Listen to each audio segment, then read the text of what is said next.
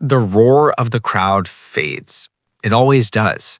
One moment it's thunder, shaking the concrete beneath your feet. The next it's gone, leaving only echoes and the quiet that settles over an empty stadium like fog. I think about that silence often.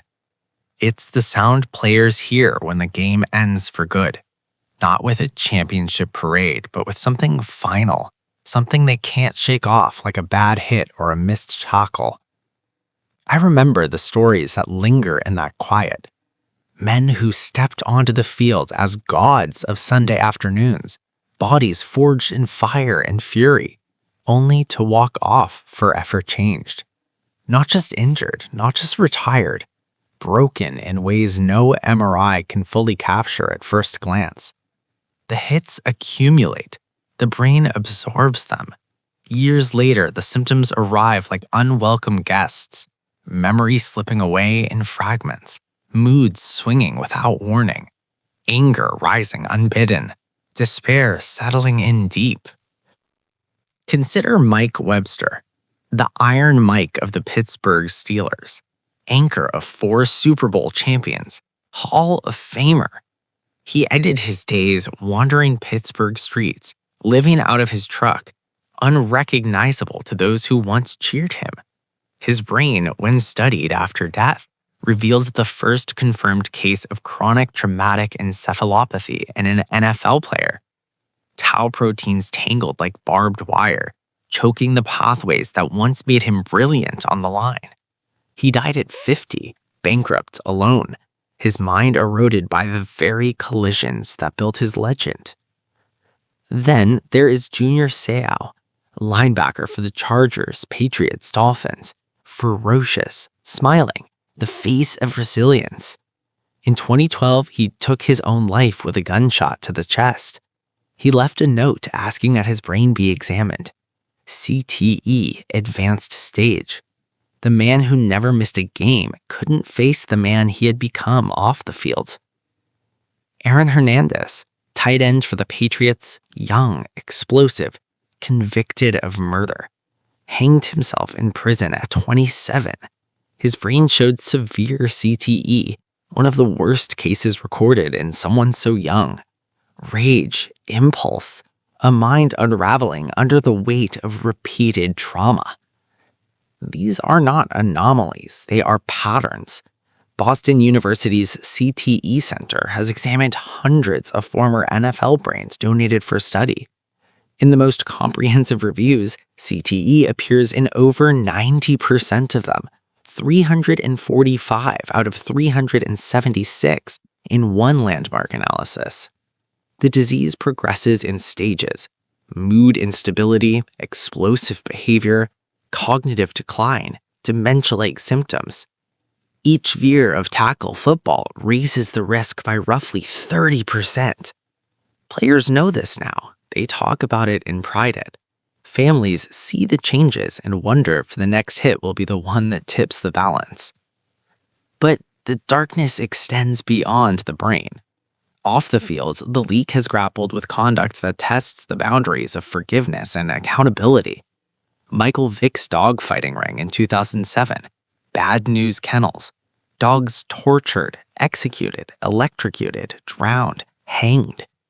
Vick pleaded guilty to federal charges, served 21 months in prison, lost everything: contracts, endorsements, reputation. He returned to the NFL with the Eagles, rebuilt a career, but the images remain: the cruelty, the betrayal of trust.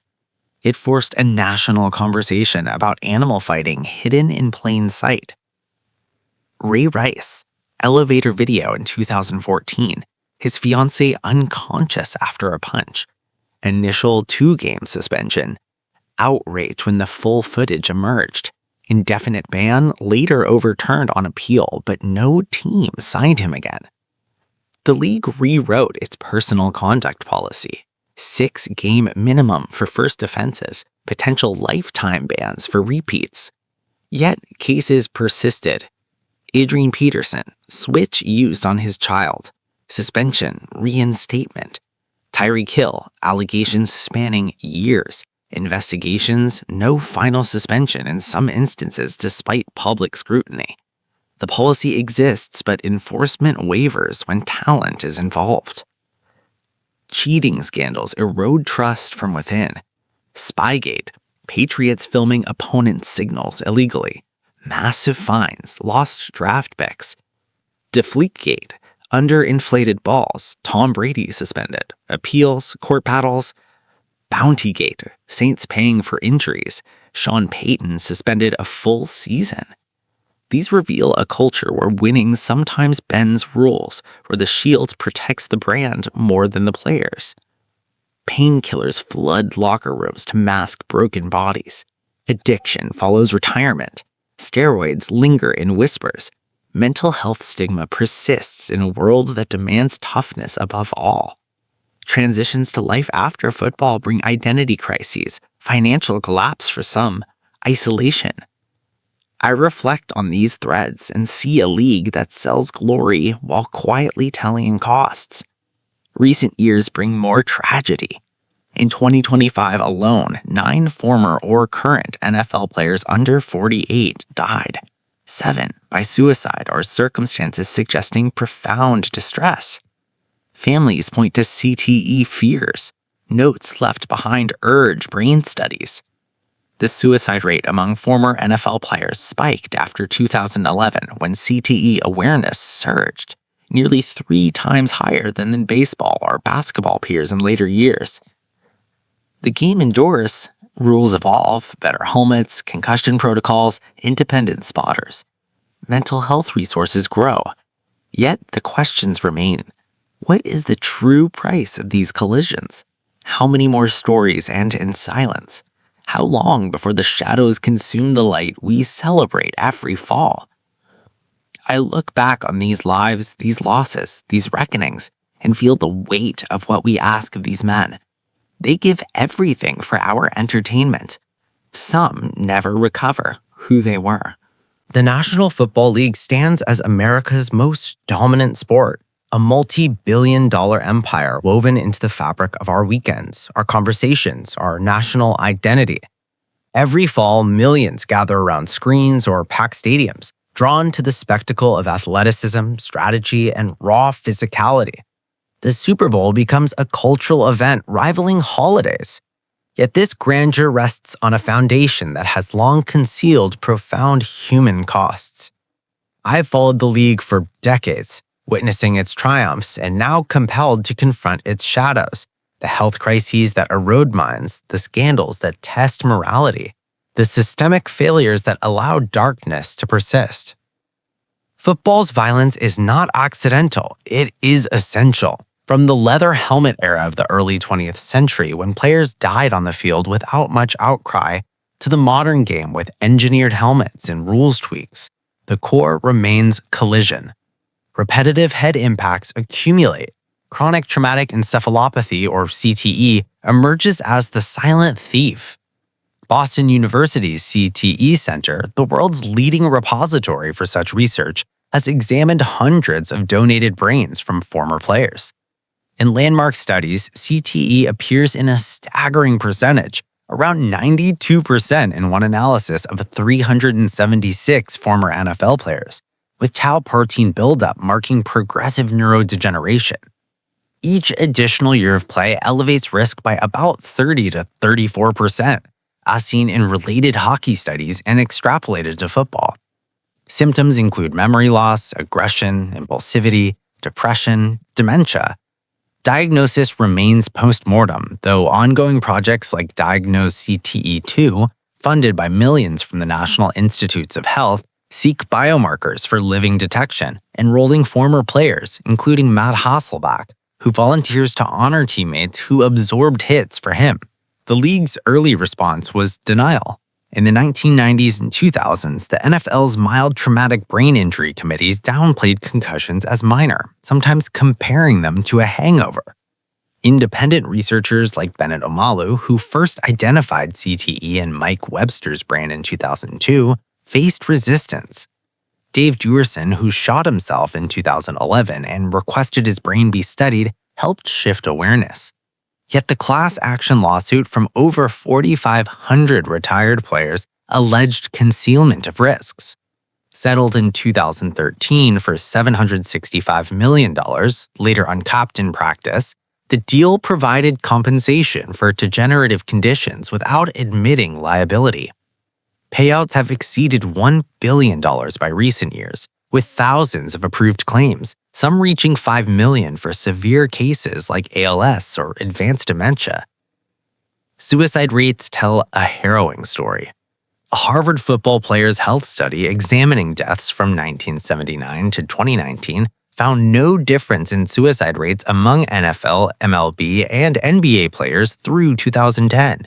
But from 2011 onward, coinciding with heightened CTE awareness, the rate among former NFL players rose sharply, 2.6 times higher than peers in baseball and basketball. In 2025 alone, at least 9 former or current players under 48 died, 7 involving suicide or apparent mental distress. Families cite CTE fears. Notes urge brain donation.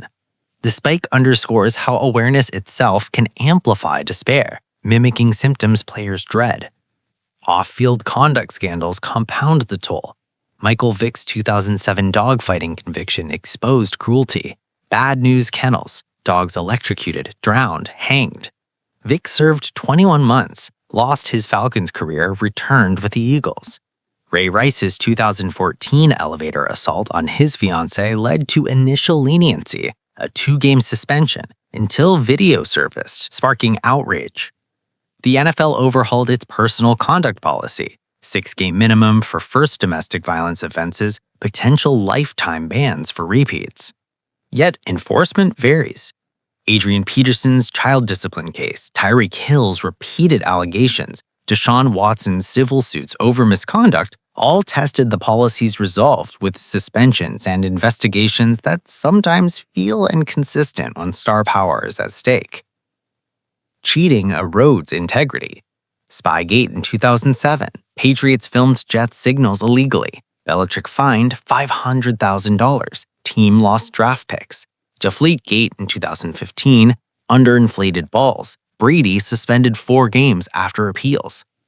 Bountygate in 2012, Saints rewarded injuries. Peyton suspended a full season. These reveal a win-at-all-costs culture that sometimes prioritizes victories over ethics. Addiction shadows the game too. Painkillers numb injuries to play hurt, leading to dependency post-career. Steroids linger in rumors. Mental health stigma in a hyper-masculine environment delays help. Retirement brings identity loss, financial struggles for many.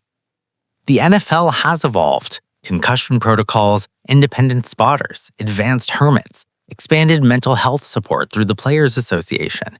Yet, questions persist. How much trauma is too much? When does accountability falter under commercial pressure? This documentary journeys through these realities, not to dismantle the game, but to honor the men who play it by demanding truth.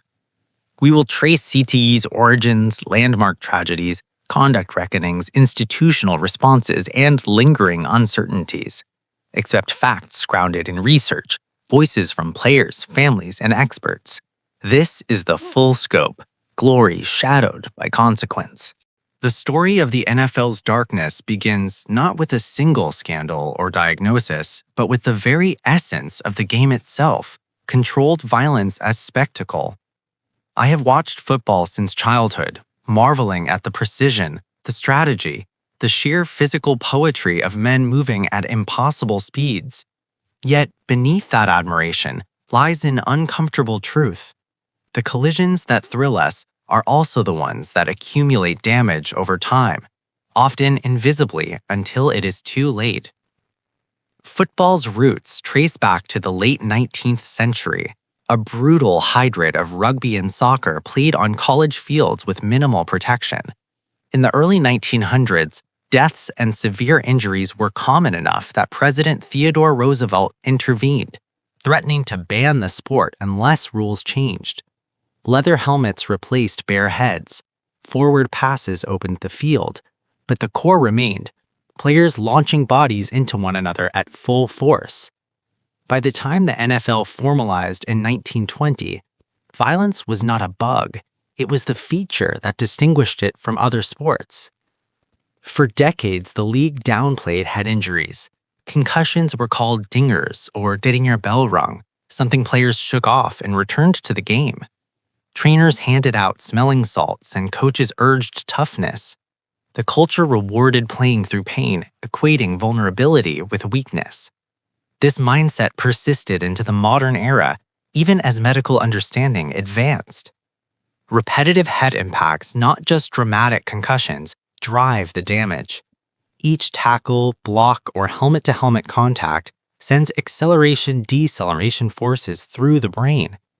Axonal shearing occurs. Tau proteins misfold and clump. Over years, this builds into chronic traumatic encephalopathy. Boston University researchers emphasize that a risk correlates with duration of exposure. Each year of tackle football increases CTE odds by approximately 30%. Position matters less than cumulative hits. Linemen absorb thousands over careers. Early warnings existed. In the 1920s, pathologists described punch-drunk syndrome in boxers, now recognized as CTE. Football players showed similar symptoms: slurred speech, tremors, erotic behavior. Yet the NFL resisted.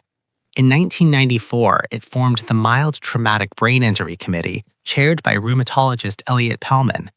The group published papers claiming concussions posed no long-term risk, sometimes asserting players could return the same game. These conclusions contradicted emerging independent research. Bennett Omalu changed everything in 2002. A forensic pathologist in Pittsburgh, he autopsied Mike Webster's brain and found tau tangles characteristic of CTE. Webster, the Steelers' legendary center, had descended into dementia, homelessness, and death at 50. Omalu's 2005 paper in neurosurgery named the disease in a football context. The NFL dismissed it. Committee members questioned his methods, credentials. Omalu faced professional isolation. The resistance delayed acknowledgement. Dave Dorson shot himself in 2011, leaving a note: "Please see that my brain is given to the NFL's brain bank." Boston University confirmed moderate to severe CTE. Junior Seau followed in 2012, shooting himself in the chest to preserve his brain for study. Advanced CTE. These high-profile cases forced attention. I reflect on how the league's initial stance protected its product. Revenue soared into billions. Television deals expanded. Fantasy football boomed. Admitting long-term brain damage threatened everything. Yet players paid the price. Families watched loved ones change. Paranoia, rage, memory loss. Some turned to substance abuse to cope. Others withdrew. The violence culture extended beyond hits. Hazing rituals, sometimes violent or humiliating, reinforced toughness. Locker room hierarchies demanded silence about pain. Mental health discussions were rare. Seeking help signaled weakness. Retirement amplified isolation. Identity tied to the game vanished. Financial mismanagement plagued many. The transition exposed vulnerabilities a game had masked. Rule changes came slowly. In 2009, the league introduced return-to-play protocols. Helmet standards improved. Independent concussion spotters appeared on sidelines. Yet, critics argue these address symptoms, not the root, subconcussive impacts inherent to tackling. This foundation sets the stage for deeper tragedies: the origins of denial, the glorification of violence, the delayed science. These created conditions where damage accumulated unchecked. Players entered knowing risks of knees, shoulders, careers ending abruptly. Few understood the brain might never recover. As I trace this history, I see a league that evolved from ragtag barnstorming to global empire, yet struggles to confront the human cost embedded in its DNA. The silence after the hits, the symptoms emerging years later, the families left piecing together what happened. These are not side effects. They are consequences of choices made long ago. The narrative shifts now to the first confirmed cases that pierced the veil, forcing the league and the public to reckon with what repetitive trauma truly means. The rise of CTE awareness did not arrive with fanfare or immediate acceptance. It came quietly, through the work of one pathologist who refused to look away, and through the tragic final chapters of men whose minds had been quietly eroding for years. I return often to Mike Webster's story because it marks the turning point. Before him, the NFL could maintain plausible deniability about long-term brain damage. After him, the evidence became impossible to ignore entirely, though the league tried. Mike Webster died on September 24, 2002, at age 50. Heart attack, the official cause read, but the real story lay deeper. Hall of Fame center for the Pittsburgh Steelers, 9 Pro Bowls, 4 Super Bowl rings, he anchored one of the greatest offensive lines in history. Fans called him Iron Mike for his durability. Yet in retirement, that iron rusted. He lived in his truck, suffered amnesia, battled depression, raged unpredictably. He glued his teeth with superglue because they hurt. He tased himself for pain relief. His family watched the man they loved disappear into confusion and despair. Bennett Omalu, a forensic neuropathologist in Pittsburgh, performed the autopsy. He expected a routine examination. Instead, he found something startling. The brain appeared grossly normal, no obvious atrophy, no large lesions. But under the microscope, changes emerged. Diffuse amyloid plaques, sparse neurofibrillary tangles, tau-positive neuritic threads scattered irregularly in neocortical areas. These were hallmarks of a progressive neurodegenerative disease, not Alzheimer's exactly, but similar in its destruction. Omalu recognized patterns from dementa pugilistica in boxers, the so-called punch-drunk syndrome. He coined the term chronic traumatic encephalopathy for this context. His 2005 paper in neurosurgery concluded that Webster's brain showed neuropathological changes consistent with long-term repetitive brain concussive injury.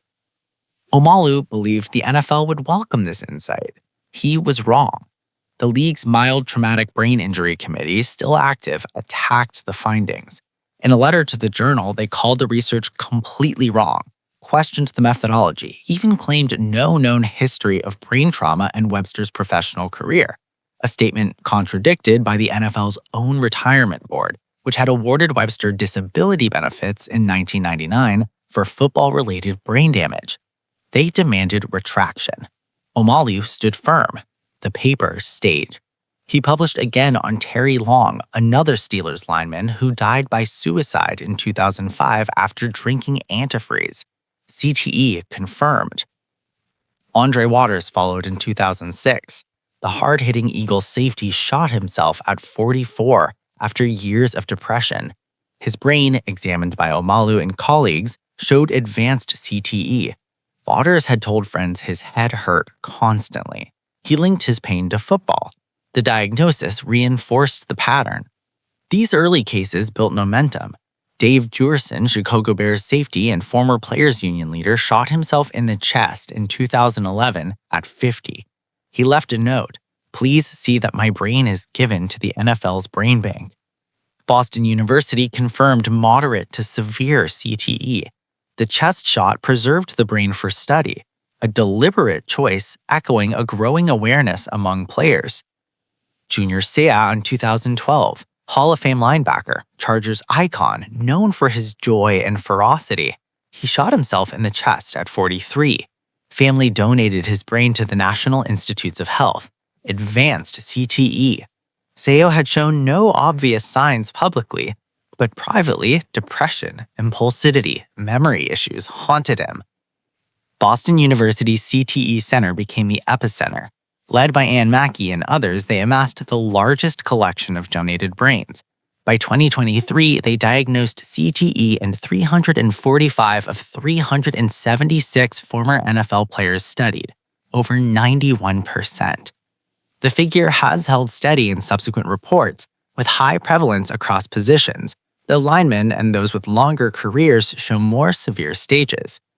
Recent analyses link advanced CTE stages 3 and 4 to dramatically increased dementia risk, over 4 times higher for stage 4 compared to no CTE.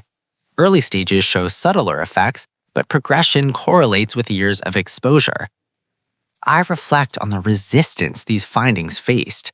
The NFL initially minimized. Committee publications downplayed long-term risks. Yet, as cases mounted, Webster, Long, Waters, Dewerson, Sayu, the tide shifted. Player donations surged. Families sought answers. Lawsuits followed. The 2013 concussion settlement stemmed from this pressure. These early revelations humanized the statistics.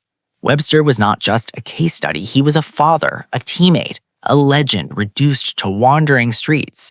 Dewerson's note carried weight from a man who had fought for players' rights. Sayu's smile masked inner turmoil.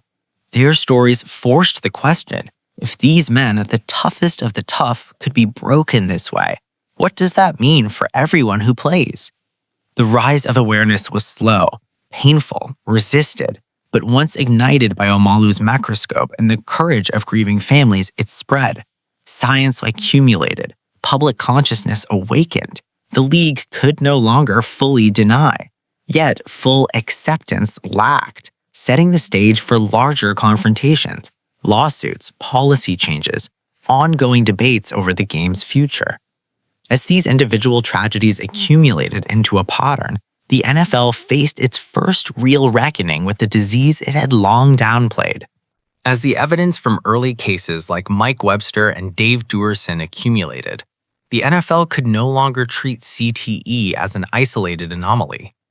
The landmark diagnoses that followed turned individual tragedies into undeniable patterns, forcing science, the league, and the public to confront the scale of the crisis. I find myself returning to these moments because they represent the point where awareness became irreversible. Players who once embodied invincibility revealed the fragility beneath. Their final acts often deliberate choices to preserve their brains for study. Aaron Hernandez stands as one of the most shocking and severe examples. The New England Patriots tight end, drafted in the 4th round in 2010, showed explosive talent. He caught touchdowns in Super Bowl appearances, yet his life unraveled off the field. Convicted of murder in 2015, he hanged himself in prison in 2017 at age 27. Boston University's CTE Center examined his brain posthumously. The findings stunned researchers. Severe CTE, stage 3 of 4, with extensive tau pathology in the frontal lobes, temporal lobes, and elsewhere. Ann McKee, the center's director, noted they had never seen such advanced changes in someone so young, damage typically seen in individuals 20 years older. The case linked extreme behavioral changes, impulsivity, aggression, violence, to profound brain degeneration from repetitive trauma. Junior Seau's diagnosis deepened the heartbreak. The Chargers linebacker, a 12-time Pro Bowler, epitomized joy and toughness. He played 20 seasons without missing games due to injury. In 2012, at 43, he shot himself in the chest. His family donated his brain to the National Institutes of Health. The 2016 autopsy report confirmed CTE, with abnormalities consistent with repetitive head injuries. Seau had hidden struggles: depression, insomnia, erratic behavior. His choice to shoot himself in the chest mirrored Dewerson's, ensuring the brain remained intact for research. These deliberate acts speak volumes, men aware in their final clarity that football had altered them irreversibly. Ken Stabler, the Raiders quarterback known as the Snake, died in 2015 at 69 from colon cancer. His family donated his brain. Boston University diagnosed stage 3 CTE. Stabler had exhibited memory loss, confusion, and mood swings in later years. His case added to the growing list of quarterbacks affected, despite positions often seen as less exposed to direct hits. The statistics from Boston University's CTE Center crystallized the epidemic.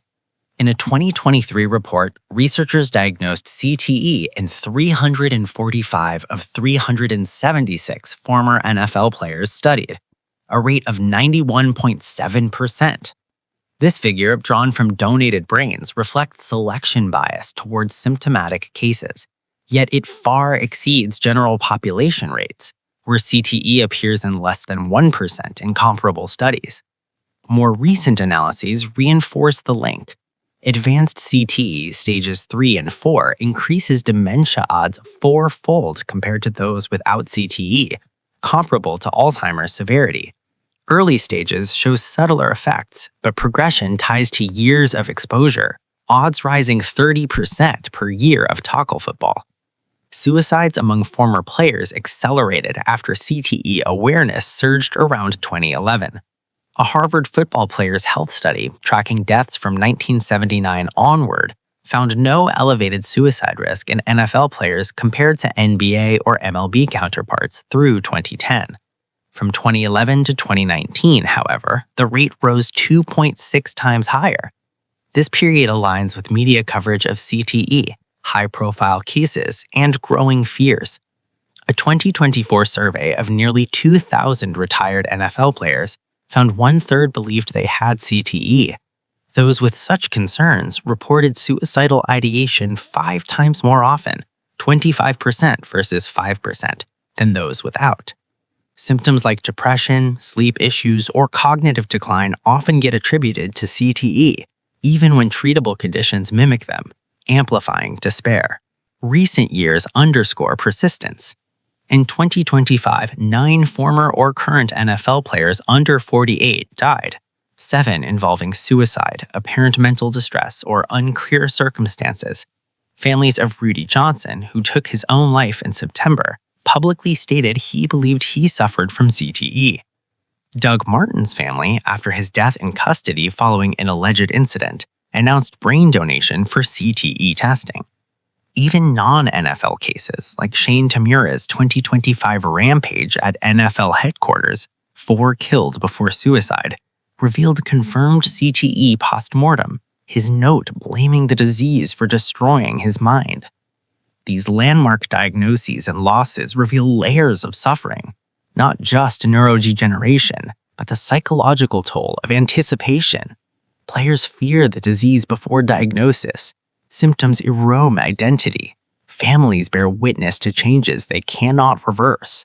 The league's settlements provided financial relief, but no cure exists. CTE remains postmortem only, though projects like Diagnose CTE2 seek live biomarkers. I reflect on how these cases shifted the narrative from denial to reluctant acknowledgement. Hernandez's youth highlighted vulnerability even in short careers. Sea's joy contrasted with hidden pain. The rising suicide rates post-2011 suggest awareness itself can become a burden, knowledge of potential doom without intervention. Yet, donation surges offer hope for progress. As these personal stories piled into scientific certainty, the pressure built toward accountability, the class action lawsuit that forced the league to confront what it had long minimized. The concussion crisis reached its legal boiling point, not through sudden revelation, but through mounting pressure that the NFL could no longer deflect. By the early 2010s, the trickle of individual stories had become a flood of evidence. CTE diagnoses in donated brains, suicides leaving notes for study, families speaking out. These built a case that demanded accountability. I see this chapter as the moment denial collided with reality in a courtroom where former players turned plaintiffs forced the league to face what it had long minimized. The lawsuits originated in 2011. Ray Easterling, a former Atlanta Falcons safety, filed the first complaint in Philadelphia federal court. He alleged the NFL had concealed risks of long-term brain damage, rushed concussed players back into games, and profited from violence while ignoring science. Easterling suffered depression, dementia, and other symptoms he attributed to football. Tragically, he took his own life months later. Autopsy confirmed CTE. His case sparked others. Within months, thousands joined. Over 4,500 retired players eventually consolidated into a multi-district litigation. The core accusation centered on concealment. Plaintiffs claims the league knew or should have known about links between repetitive head trauma and degenerative conditions. Evidence pointed to the Mild Traumatic Brain Injury Committee formed in 1994 under Commissioner Paul Tagliabue. Chaired by rheumatologist Elliot Palman, not a neurologist, the group published papers in neurosurgery from 2003 to 2009. These asserted no evidence of long-term effects from concussions in NFL players, claimed returning to play same game posed no significant risk, and suggested players' brains had evolved to withstand injury. Critics labeled the work biased, with small samples and flawed methods. Independent experts like Robert Cantu and Kevin Guskevich called it junk science. Peter Keating's ESPN investigation dubbed Pelman Dr. Yes for conclusions contradicting broader research. The committee's stance echoed league pamphlets. In 2007, materials distributed to players stated research showed no long-term consequences from concussions if treated properly. This contradicted studies like a 2003 University of North Carolina report linking multiple concussions to depression in former players. Pelman faced scrutiny for credentials. He embellished titles and for dismissing external findings. He resigned as committee chair in 2007 amid criticism, though he remained a league advisor. As lawsuits grew, the NFL moved to dismiss, arguing players assumed risks and citing labor agreements.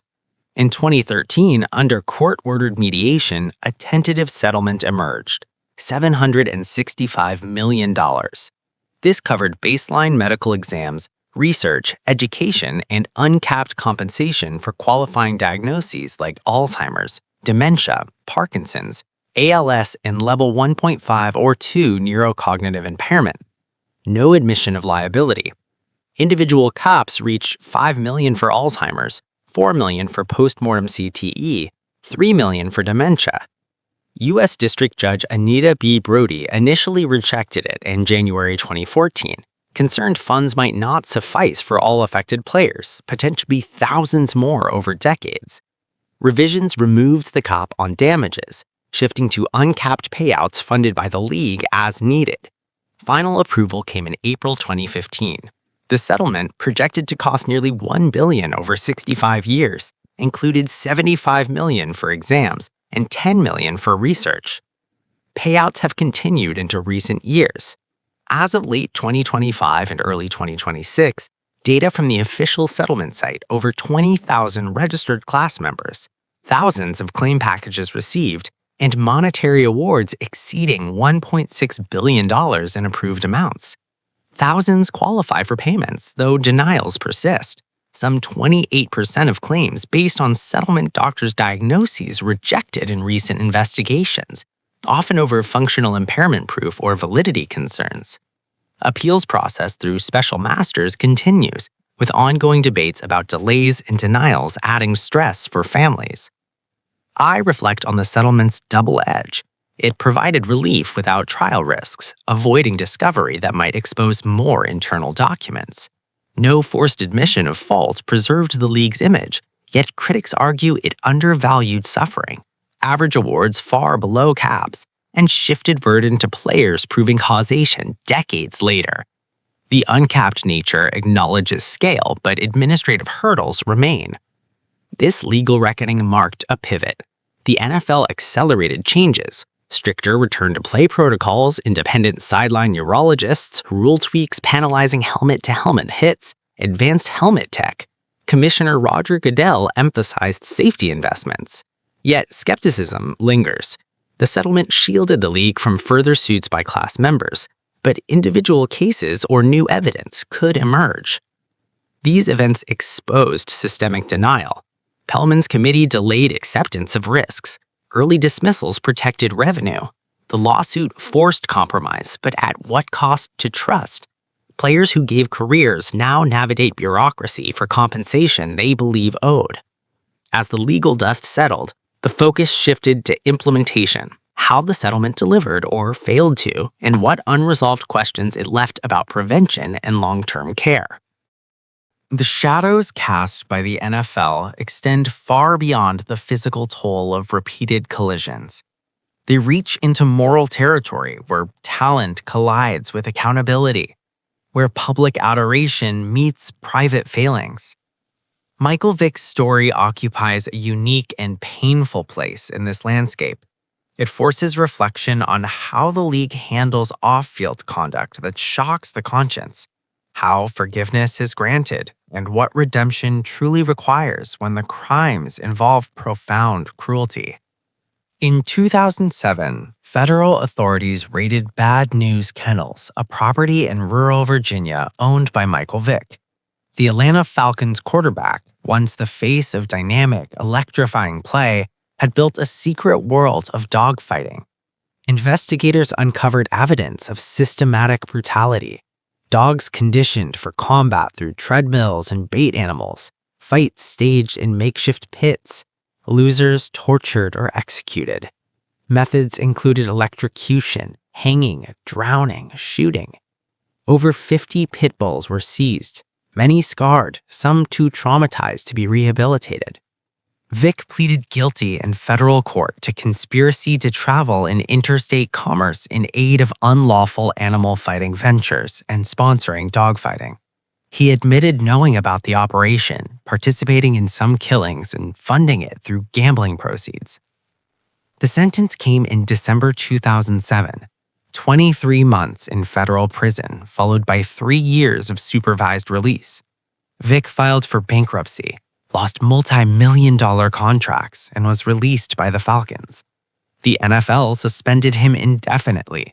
Commissioner Roger Goodell stated the conduct was inconsistent with league standards. Vick served 21 months at Leavenworth, emerging in 2009 a changed man in the eyes of some, a cautionary tale in the eyes of others. The case ignited national outrage. Animal rights groups condemned the cruelty.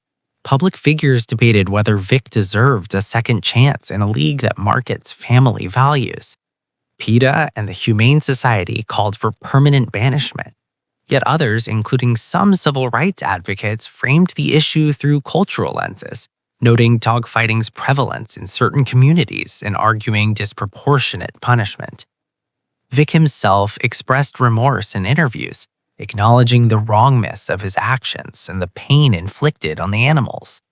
The redemption arc began when the Philadelphia Eagles signed him in 2009. Andy Reid and the organization bet on rehabilitation. Vick worked with animal welfare groups, spoke at schools about responsibility, and supported anti-dogfighting initiatives. On the field, he revived his career. Comeback Player of the Year in 2010, leading the Eagles to the playoffs. He earned Pro Bowl honors again. By retirement in 2017, he had played 13 seasons, amassed over 22,000 passing yards, and become the first quarterback to rush for over 1,000 yards in a season. Yet, questions linger. Was redemption earned or expited by talent? The NFL reinstating Vick conditionally in 2009, allowing him to sign before full eligibility. Critics pointed to inconsistencies. Ray Rice faced indefinite suspension for domestic violence after video surfaced, while Vick returned despite graphic details of animal torture. The league's personal conduct policy, strengthened post-Rice in 2014, sets 6-game minimums for first-time domestic violence, but has no equivalent floor for animal cruelty. Vick's case predated that policy, yet the disparity fuels debate about selective enforcement tied to on-field value. I reflect on the emotional complexity here. The dogs at Bad Newz suffered unimaginable pain. Testimonies from rescuers described animals with broken jaws, missing ears, fear aggression from conditioning. Vick's participation was not passive. He admitted to some executions. The crime violated basic empathy, yet his remorse appeared genuine. He paid a steep price: prison, financial ruin, public vilification. His post-prison work with the Humane Society and Boys and Girls Clubs suggested change. Many fans forgave, cheering his evil's resurgence. Others never did, seeing the acts as unforgivable regardless of atonement. This chapter reveals the league's broader struggle with off-field morality. The NFL polices conduct to protect brand image, Yet decisions often balance punishment against revenue potential. Vick's return succeeded commercially. He drew ratings, sold jerseys, but it raised whether talent accelerates forgiveness. Similar patterns appear elsewhere. Players with domestic violence histories reinstated after suspensions. Substance abusers given chances after rehab. The policy aims for consistency, but case-by-case application invites scrutiny. Vick's case also intersects with cultural conversations. Dogfighting, while illegal everywhere, has historical roots in certain socioeconomic and regional contexts. Some defenders argued Vick faced harsher judgment due to race or celebrity status. Others countered that cruelty transcends background. The debate highlighted how the NFL navigates America's divisions. In the end, Vick's arc embodies the tension between consequence and second chances. He lost much, regained much, but the stain remains. Families of the animals never forget. Players who admired him as a trailblazer for dual-threat quarterbacks grapple with separating the athlete from the man. The league moved on, but the questions endure. How much redemption is enough when the harm was so visceral? When does talent outweigh moral failing in a sport that demands both physical and ethical toughness? These reflections on individual accountability set the stage for broader reckonings with violence that spills off the fields into personal lives, where the hits players deliver sometimes mirror the damage they inflict on others. The Ray Rice case stands as a watershed in the NFL's reckoning with domestic violence, exposing not just one player's actions, but the league's initial reluctance to confront the issue with the severity it demanded. I look back on this episode and see a cascade of missteps, a light initial punishment, a delayed response to emerging evidence, and a public backlash that compelled sweeping change. It revealed how the shield of the league could sometimes shield perpetrators more than victims. The incident unfolded on February 15, 2014 in an elevator at the Revel Casino in Atlantic City. Ray Rice, the Baltimore Ravens star running back, and his then-fiancée, Janae Palmer, got into an altercation. Police reports described Rice striking Palmer with his hand, rendering her unconscious. Both were arrested and charged with simple assault. A police complaint noted Rice attempted to cause bodily injury, while Palmer allegedly struck back. Neither sought medical attention at the scene. Days later, on February 19th, TMZ released exterior elevator footage showing Rice dragging Palmer's limp body out of the elevator. The video sparked immediate outrage, but it showed only the aftermath. The Ravens issued statements emphasizing due process, with coach John Harbaugh defending Rice publicly. The team and league knew more existed. Sources later indicated Ravens executives had access to or descriptions of the interior video early on. Rice entered a pretrial intervention program in May 2014 after pleading not guilty to third-degree aggravated assault charges from a March grand jury indictment. Palmer's charge was dropped. The couple married shortly after the indictment. In July, Commissioner Roger Goodell suspended Rice for 2 games and fined him $58,000 under the personal conduct policy. Goodell met with Rice and Palmer in New York on July 16th. The punishment drew sharp criticism. Many compared it unfavorably to harsher penalties for substance abuse, like Josh Gordon's season-long ban for marijuana use. Critics argued the league undervalued violence against women. Public pressure intensified. On August 28, 2014, amid backlash, the NFL announced a revised domestic violence policy. Goodell admitted in a letter to teams that he didn't get it right on Rice's discipline. The new guidelines mandated a 6-game suspension without pay for first offenses involving assault, battery, domestic violence, child abuse, or sexual assault with physical force. A second offense warranted lifetime ban with possible reinstatement after 1 year. Mitigating or aggravating factors could adjust penalties.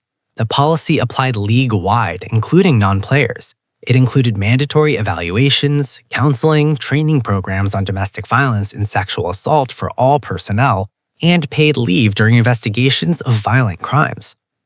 Then came September 8, 2014. TMZ released the interior elevator video. It captured the full sequence, argument escalating, Rice delivering a punch that knocked Palmer unconscious, her head striking a railing, Rice dragging her out. The video went viral instantly. Within hours, the Ravens terminated Rice's contract. Goodell suspended him indefinitely. The league stated the new video provided fresh evidence warranting harsher action. Rice appealed the indefinite suspension to the NFL Players Association. Arbitrator Harold Henderson overturned it in November 2014, ruling Rice had been truthful in his June meeting with Goodell and that the league failed to properly investigate or disclose evidence. Rice was reinstated, but no team signed him again. He has not played since. The fallout was immense. Goodell faced calls to resign. Senators wrote letters demanding tougher standards. The NFL commissioned an independent investigation by former FBI Director Robert Mueller, whose 2015 report outlined failures in evidence handling and recommended process improvements.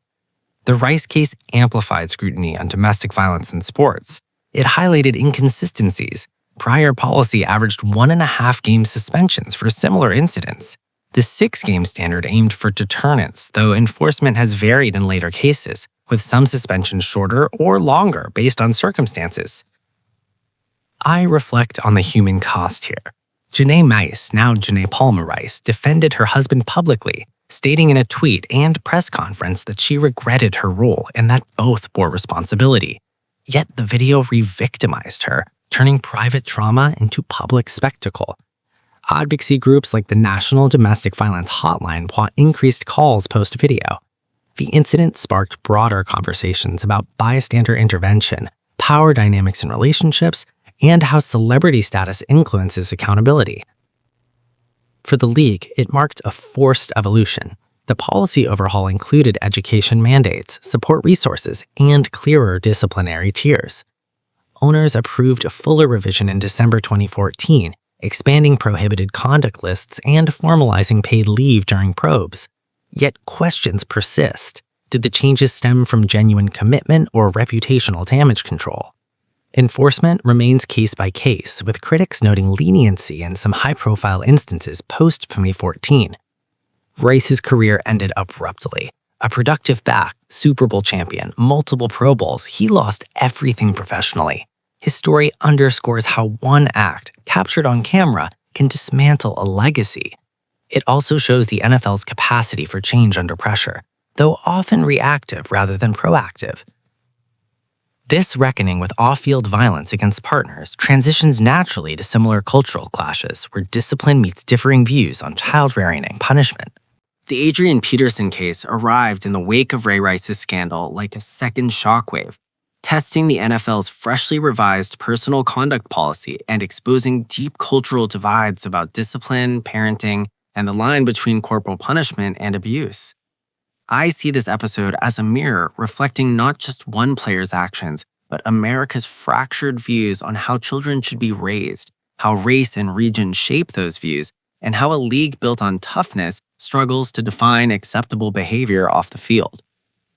In September 2014, just weeks after the Rice video ignited national outrage, Texas authorities charged Adrian Peterson, the Minnesota Vikings star running back, with reckless or negligent injury to a child. The allegations stemmed from a May 2014 incident in which Peterson used a switch, a thin tree branch, to discipline his 4-year-old son. According to the police affidavit, Peterson struck the child multiple times on the buttocks, scrotum, and thighs, leaving welts, cuts, and bruises. Photographs showed open lacerations. The child reported the beating hurt so much he could not sleep on his stomach. Peterson admitted using the switch, explaining it was how he had been raised in Palestine, Texas, and that he aimed to correct behavior without intending serious harm. He said he whooped the boy for pushing another child off a motorcycle slide. Peterson turned himself in, posted bail, and was indicted by a grand jury in September. The Vikings initially placed him on the commissioner's exempt list, barring him from team activities while the league investigated. Public reaction split sharply. Many condemned the severity, calling it child abuse. Others, particularly from Southern and African American communities where corporal punishment remains more common, defended it as traditional discipline. Peterson's mother and others from his hometown spoke of similar upbringings without lasting trauma. Defenders argued the case reflected cultural bias against black families and Southern traditions. The NFL, still reeling from Rice's criticism, faced immediate pressure. Goodell had promised tougher enforcement on domestic violence and child abuse, yet initial response wavered. The Vikings allowed Peterson to practice briefly after the indictment, drawing backlash. Owners Ziggy Wilf and Coach Zimmer expressed support for due process. On October 17, 2014, Peterson reached a plea deal. No contest to misdemeanor reckless assault. He received 2 years probation, $8,500 fine, 120 hours community service, and parenting clauses. A judge ordered no contact with the child except supervised visitation and barred corporal punishment. The league suspended Peterson without pay for the remainder of 2014 season, citing conduct detrimental to the league. Goodell wrote that the discipline was not consistent with our values and the expectations we have for our players. Peterson appealed. Arbitrator Harold Henderson, the same who overturned Rice's indefinite ban, reduced the suspension in April 2015 to time served plus the first Vikings game of 2015, allowing reinstatement. The Vikings welcomed him back, though some sponsors distanced themselves temporarily.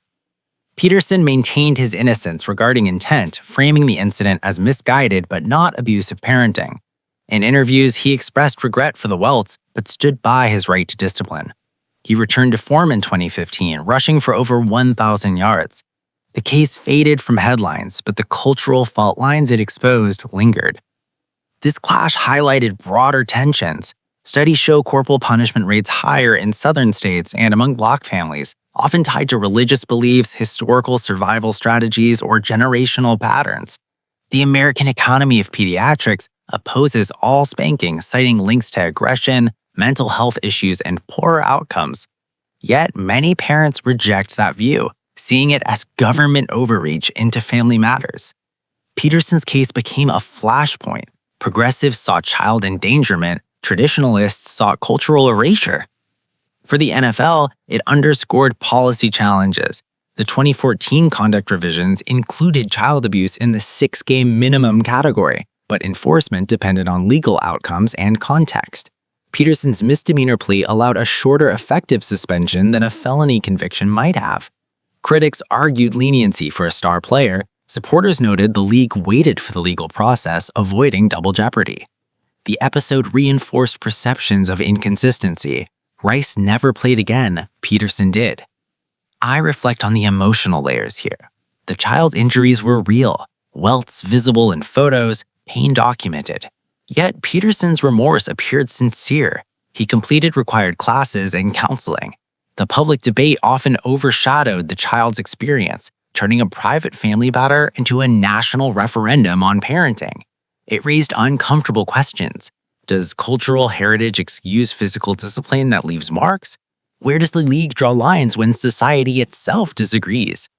The case also intersected with race. Some commentators accused media of disproportionate scrutiny of black players in conduct matters. Peterson, a devout Christian from rural Texas, embodied a worldview at odds with coastal urban norms. The Vikings' initial hesitation to cut ties reflected market realities. Peterson was a franchise cornerstone. Ultimately, this chapter illustrates the NFL's navigation of America's moral patchwork. Policies aimed for uniformity, but application bends under cultural, legal, and commercial pressures. Peterson's reinstatement allowed his career to continue. He retired in 2021 with over 14,000 rushing yards, but the incident left scars on his legacy and on the league's credibility in addressing family violence. As these high-profile conduct cases piled up, attention turned to another form of incentivized harm, one hidden within the game itself, where players were rewarded not just for tackles, but for injuring opponents. The Bountygate scandal ripped open a vein in the NFL's carefully cultivated image of controlled violence.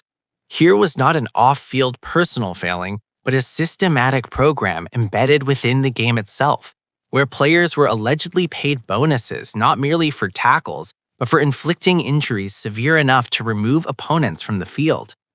I return to this chapter because it exposes the darkest temptation in professional football, the thin line between competitive ferocity and deliberate harm. and how that line can blur when rewards incentivize crossing it. The revelations centered on the New Orleans Saints during the 2009 through 2011 seasons, peaking in the Super Bowl winning 2009 campaign. Defensive coordinator Greg Williams orchestrated what investigators later described as a pay-for-performance system gone rogue.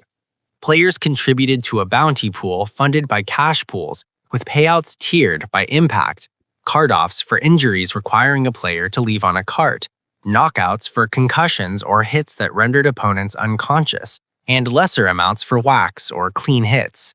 The program targeted high-profile quarterbacks, including Brett Favre during the NFC Championship against the Minnesota Vikings in January 2010. Audio from team meetings captured Williams exhorting defenders to kill the head and cripple opponents, promising rewards for putting Favre on the ground hard. The NFL launched an investigation in early 2012 after anonymous tips and league security reviews of game footage. Commissioner Roger Goodell appointed former NFL executive Mickey Loomis and others to probe.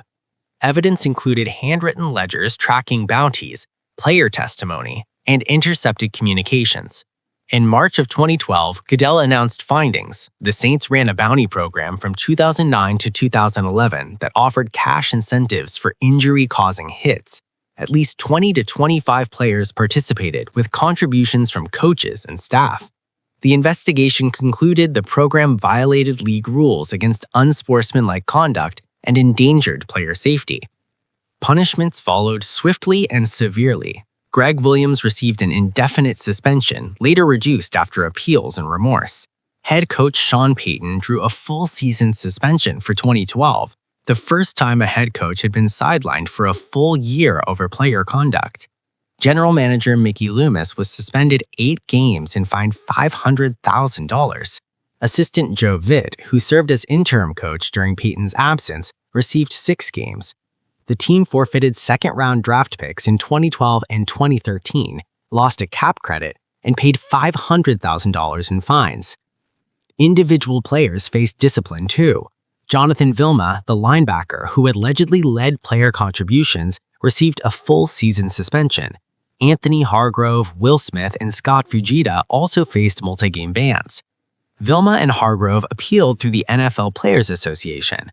Arbitrator Paul Tagliabue, former commissioner, vacated the player suspensions in December 2012, ruling that while evidence showed a bounty program existed, the league failed to prove specific players intended to injure or that the program directly caused hits. Tagliabue criticized the investigation's process, but upheld the broader findings against coaches in the team. The Saints appealed the coach and team penalties to federal court. U.S. District Judge Helen Berrigan upheld Goodell's authority in 2012 and later rulings, affirming the suspensions and fines. Payton served the full year, missing the 2012 season. Williams returned in 2013 with the Tennessee Titans after a reduced ban. Bountygate damaged the Saints' legacy. Their 2009 Super Bowl victory, symbol of post-Katrina resilience, carried an asterisk for many. Fans debated whether the bounty culture contributed to on-field success or merely reflected the intensity of a championship team. Williams' aggressive defensive schemes had produced results, but at what ethical cost? I reflect on the deeper implications. The program did not invent violence, it monetized it in a way that echoed gladiatorial excess. Players already risk careers on every snap. Adding bounties for injury created perverse incentives, undermining the sport's claim to honor and safety. It echoed the CTE crisis. The league sells collision as entertainment, yet recoils when that collision turns incentivized and targeted. The scandal accelerated safety measures. Goodell pointed to it in justifying stricter helmet-to-helmet rules, independent concussion spotters, and enhanced penalties for dangerous hits. Yet critics noted hypocrisy.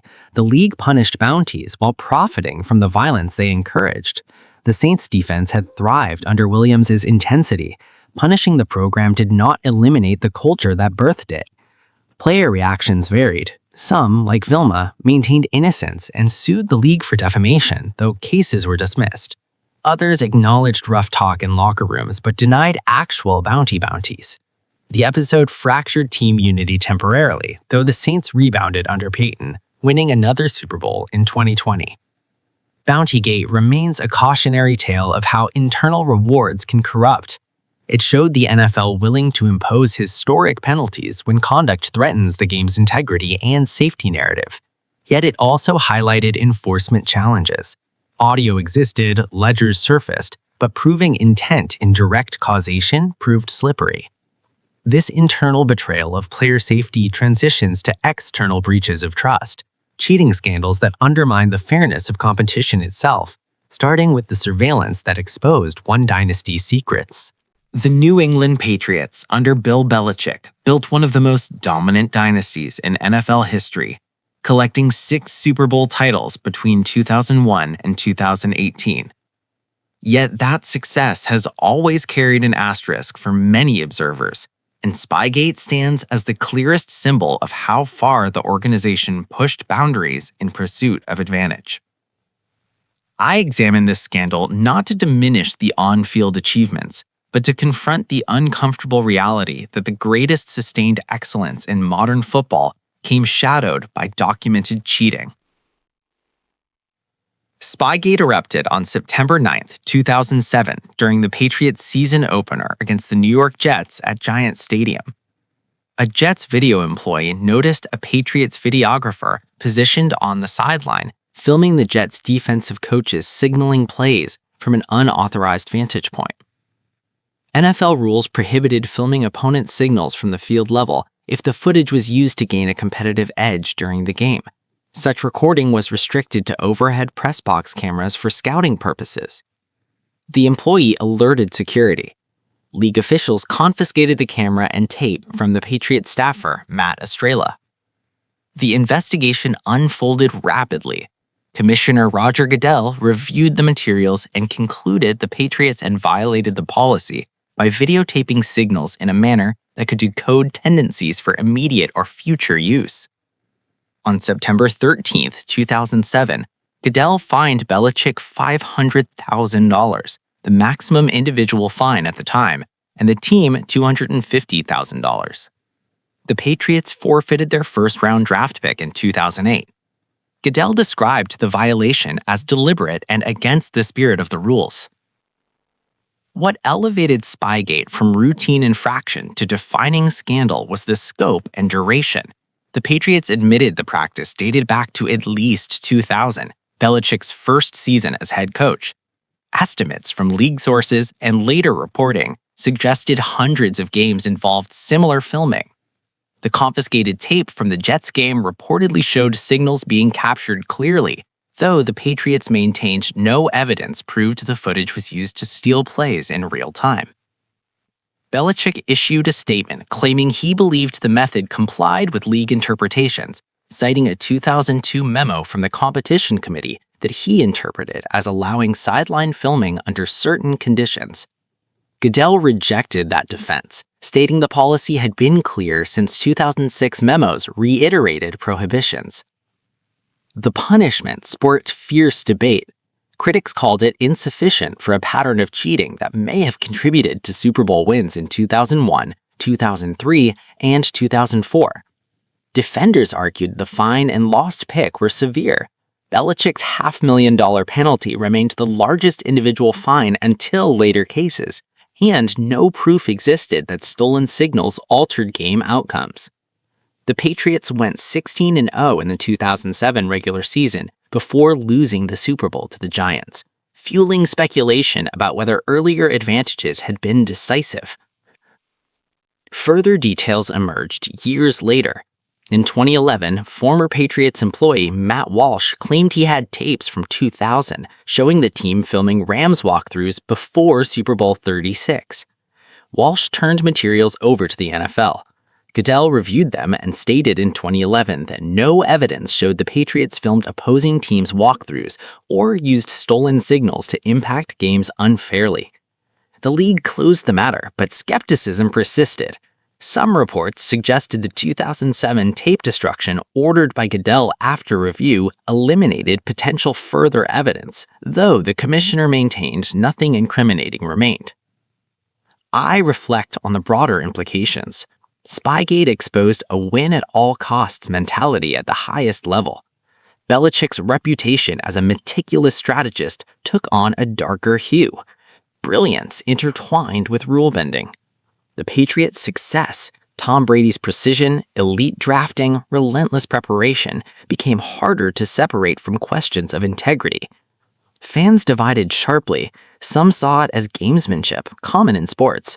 Others viewed it as systemic cheating that tainted titles. The scandal intersected with later controversies. Deflategate in 2015 amplified perceptions of a cheating culture under Belichick and Brady. Combined, Spygate and Deflategate fueled narratives of a dynasty built partly on edges exploited beyond fair play. Yet, the Patriots' sustained excellence, consistent drafting, coaching stability, player development suggest talent and preparation played the dominant role. The tapes may have provided marginal advantages, but no smoking gun proved they decided championships. The league's response shaped future enforcement. Goodell strengthened sideline filming rules, requiring all video operations to comply with centralized oversight. The incident reinforced the commissioner's broad disciplinary authority, later upheld in Deflategate appeals. It also highlighted inconsistencies. The Patriots faced harsh penalties for surveillance, while other teams escaped scrutiny for similar suspicions.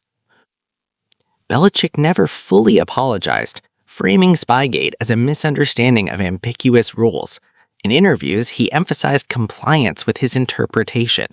The organization moved forward, winning more titles in 2014, 2016, and 2018.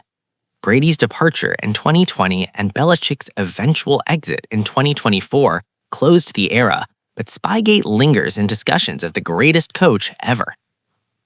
This chapter reveals how cheating scandals erode trust in the game's fairness.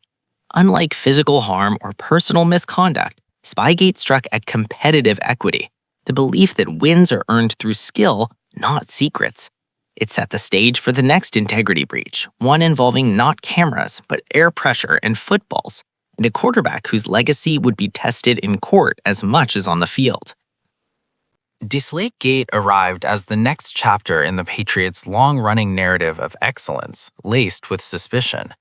Where Spygate involved cameras and stolen signals, this scandal centered on something far more mundane, the air pressure inside footballs.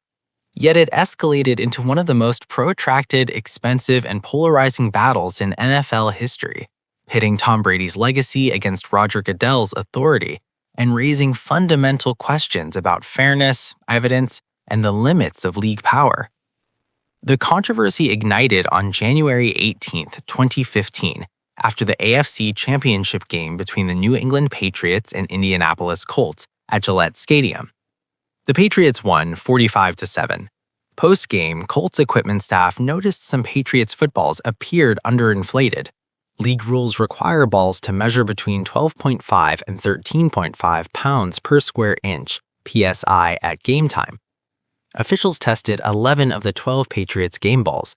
All fell below the minimum, ranging from 11.2 to 11.52 PSI in halftime measurements. The Colts balls tested within range. The NFL launched an investigation led by attorney Ted Wells and his firm Paul Weiss. The Wells report, released in May 2015, concluded it was more probable than not that Patriots equipment personnel deliberately deflated balls after referee inspection, and that Brady was at least generally aware of the actions. Evidence included text messages between equipment assistants Jim McNally and John Jastrzemski joking about deflating balls and referring to Brady as the deflator. McNally was caught on surveillance carrying a bag of balls into a bathroom for 90 seconds before the game, time the report suggested allowed deflation. Scientific analysis showed the pressure drop aligned with environmental factors like cold weather, but also concluded the extent of deflation exceeded what physics alone explained without human intervention. On May 11, 2015, Goodell suspended Brady 4 games without pay, fined the Patriots $1 million, and stripped them of first and fourth round draft picks in 2016 and 2017. The punishment cited Brady's lack of cooperation. He declined to turn over his cell phone for review, and the competitive advantage potentially gained from underinflated balls, which some quarterbacks prefer for better grip. Brady appealed immediately. The NFL Players Association argued the evidence was circumstantial, the science inconclusive, and the punishment disproportionate. Independent arbitrator Roger Goodell heard the appeal himself, an unusual choice that fueled accusations of bias. In July 2015, Goodell upheld the 4-game suspension, citing Brady's awareness and non-cooperation. The case entered federal court. In September 2015, U.S. District Judge Richard Berman vacated the suspension. He ruled Goodell exceeded his authority, failed to provide fair notice of potential discipline, and denied Brady adequate due process. The league appealed to the Second Circuit Court of Appeals. In April 2016, a divided panel reversed Berman, reinstating the suspension. The full court declined rehearing. Brady served the 4 games in 2016, missing the first quarter of the season. Brady never admitted wrongdoing. In statements and interviews, he maintained the balls were properly inflated and blamed weather or gauge variations. The Patriots accepted the penalties without appeal. The episode cost Brady millions in salary and bonuses, though the team won Super Bowls in 2016 and 2018, reinforcing the dynasty's resilience. I reflect on the layers of controversy here. Scientifically, the pressure drop sparked debate. Some experts argued cold temperatures and halftime handling explained most of it. Others supported the Wells conclusion. The text messages, while crude, lacked direct proof of Brady's involvement. Critics accused the league of overreach, Goodell's dual role as prosecutor and judge, the destruction of evidence protocols, the harshness compared to other infractions. Defenders pointed to precedent, Goodell's authority under the collective bargaining agreement, and the need to protect the game's integrity. The controversy amplified perceptions of a Patriots culture willing to exploit gray areas. Combined with Spygate, it painted a picture of calculated edges. Yet no evidence showed deflated balls altered the 45-7 route. The margin was decisive regardless. Brady's career trajectory remained upward. He won 3 more rings post-suspension, suggesting the competitive impact was minimal. Deflategate exposed deeper tensions. It highlighted how minor rule violations can explode when tied to a superstar and a polarizing coach. It tested the limits of commissioner power, leading to CBA negotiations in 2020 that slightly curtailed Goodell's disciplinary scope in future cases. It also fueled endless fan debates. Was it a witch hunt against the Patriots' success, or justified accountability? The resolution left lingering bitterness. Brady retired in 2023 with 7 rings and records that stand alone. Goodell remains commissioner. The episode became shorthand for league overreach, player rights, and the fragility of trust in a sport where perception often matters as much as reality. This integrity crisis, rooted in equipment tampering, bridges to later challenges where personal conduct again tested the league's resolve, beginning with allegations that struck at the heart of professional trust and player behavior. The Deshaun Watson saga unfolded as one of the most protracted and divisive player conduct controversies in recent NFL history, blending allegations of sexual misconduct, civil lawsuits, criminal investigations, and intense debate over punishment, evidence, and the league's handling of serious accusations. I approach this chapter with care because it involves multiple women's claims of non-consensual behavior during massage sessions, a high-profile quarterback's denial of wrongdoing, and a disciplinary process that left many questioning whether justice was served or deferred to protect star talent. Watson traded to the Cleveland Browns from the Houston Texans in March 2022 for a massive contract, fully guaranteed $230 million over 5 years, faced 24 civil lawsuits filed between March and October 2021. The women, all massage therapists or individuals providing similar services, alleged Watson engaged in inappropriate sexual conduct during appointments arranged through social media or referrals. Claims included exposing himself without consent, forcing contact with his genitals, and coercive behavior. One plaintiff described an encounter where Watson allegedly ejaculated on her without permission. Another said he groped her during a session. The suits sought damages for assault, battery, intentional infliction of emotional distress, and negligence. Criminal investigations followed in multiple jurisdictions. Houston police reviewed complaints but declined to pursue charges in several cases, citing insufficient evidence for prosecution. In one instance, a grand jury declined to indict.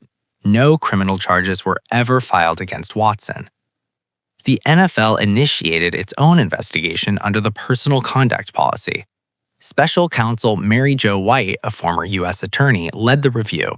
Her report, completed in summer 2022, found it more likely than not that Watson engaged in sexual misconduct involving non-consensual touching in at least 3 instances. White concluded the behavior violated the policy's prohibitions on sexual assault, domestic violence, and other forms of misconduct. She recommended a 6-game suspension without pay. Goodell initially imposed a 6-game ban in August 2022, aligning with the independent recommendation. The NFPA appealed on Watson's behalf. Disciplinary officer Sue L. Robinson, an arbitrator jointly selected by the league and union, heard the appeal. In August 2022, Robinson upheld the finding of misconduct but reduced the suspension to 6 games, ruling that a longer ban would exceed the policy's guidelines for first offenses absent aggravating factors like violence or repeat behavior. She noted Watson showed remorse and cooperated, though she criticized his lack of full accountability in some respects. The league appealed Robinson's ruling. Goodell appointed former New Jersey Attorney General Peter C. Harvey as appeal officer. In a rare move, Goodell overruled his own initial decision and increased the suspension to 11 games plus a $5 million fine, the largest individual fine in league history. The decision cited the severity of the conduct, multiple incidents, and Watson's failure to demonstrate sufficient remorse or understanding of boundaries. Watson accepted the penalty without further appeal, serving the 11 games in 2022 and missing the start of the season. The Browns supported Watson throughout. Owner Jimmy Haslam and general manager Andrew Berry emphasized belief in his character and the lack of criminal charges. The team did not void his contract or impose additional penalties. Watson returned in Week 13 of 2022 and has played since, posting solid but not dominant statistics amid team struggles. The case sparked intense scrutiny. Supporters argued the absence of criminal charges and inconsistencies in some allegations, such as varying accounts or prior professional interactions, underlined the claims. Critics pointed to the pattern of 24 lawsuits, most later settled privately, with one dismissed and others withdrawn or resolved, and White's findings as evidence of a pattern warranting severe consequences. The 11-game suspension drew mixed reactions. Some saw it as appropriately stern for non-criminal but policy-violating conduct.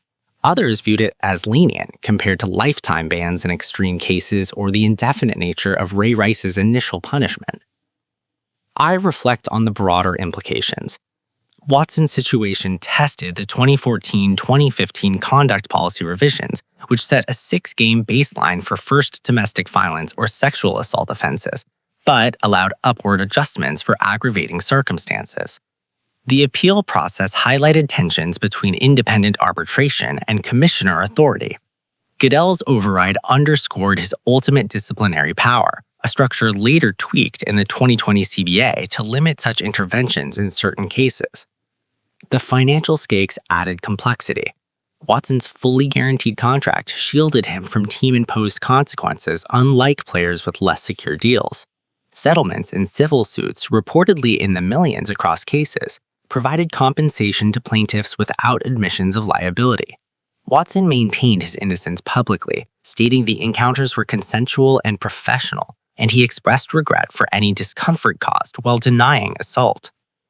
This controversy exposed ongoing challenges in adjudicating sexual misconduct claims in a high-stakes environment. The lack of criminal convictions contrasted with civil findings in league conclusions, fueling debates over burden of proof, due process, and cultural attitudes toward allegations against prominent athletes. It also raised questions about the NFL's commitment to protecting women in professional interactions, especially when star quarterbacks are involved. As Watson's case settled into his Browns tenure, it left unresolved tensions about consistency in conduct enforcement. The league had demonstrated willingness to suspend high-profile players for extended periods, Yet, perceptions of favoritism toward talent persisted.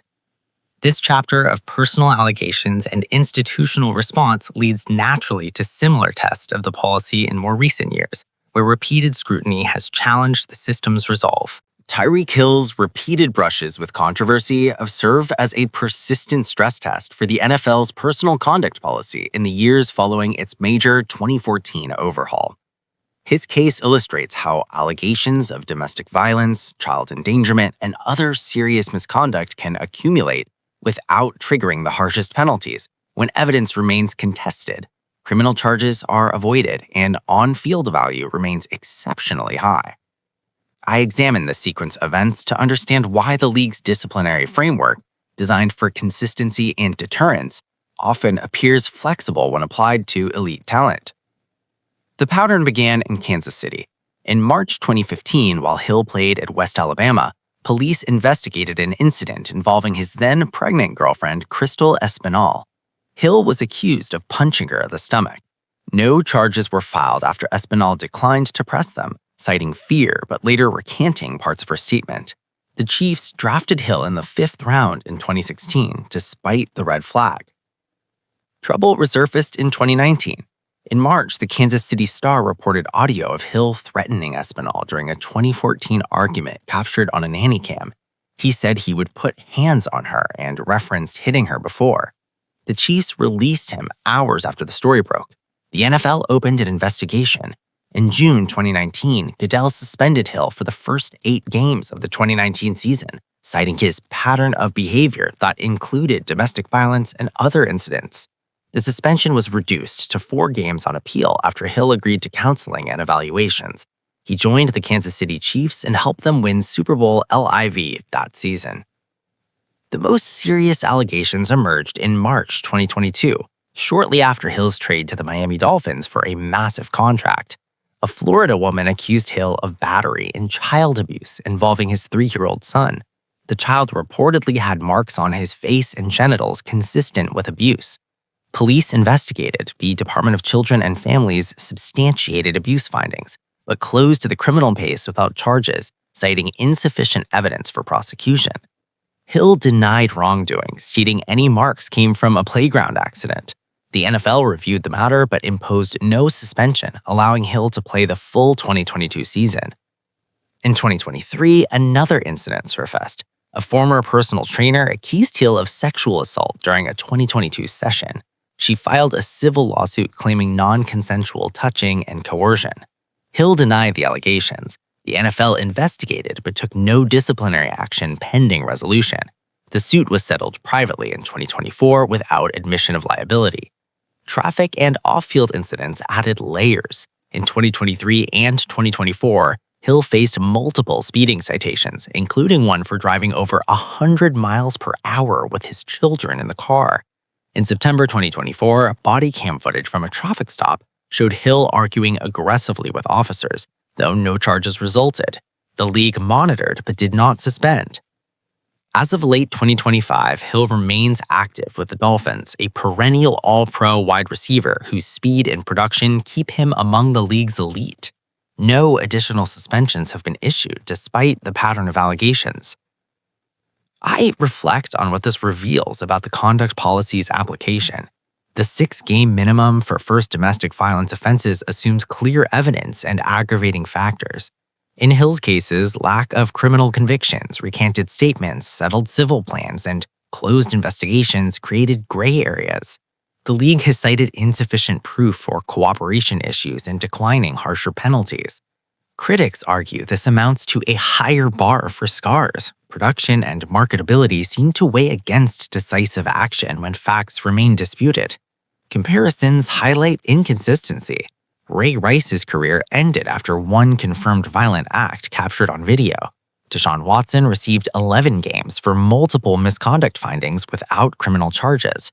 Hill's 8-game initial suspension, later halved in 2019, stands as his only league discipline despite subsequent investigations.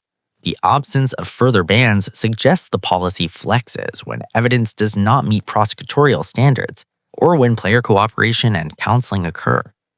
Hill's talent amplifies the tension. His on-field dominance, multiple thousand-yard seasons, Pro Bowls, and game-breaking plays makes teams reluctant to sever ties.